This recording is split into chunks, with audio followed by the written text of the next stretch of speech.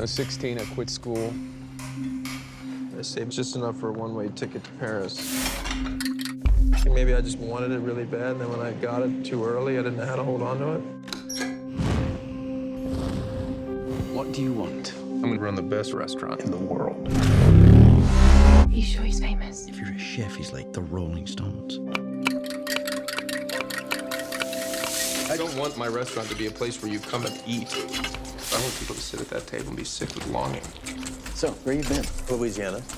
Doing what? Sniffing, snorting, injecting.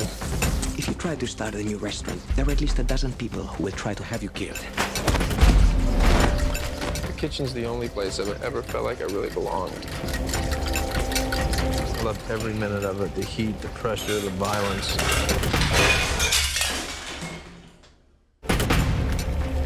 What happens if you succeed? Fireworks. Immortality. What happens if you fail? I don't know if I can do it. Adam Jones. Thank God. One hoped you were dead.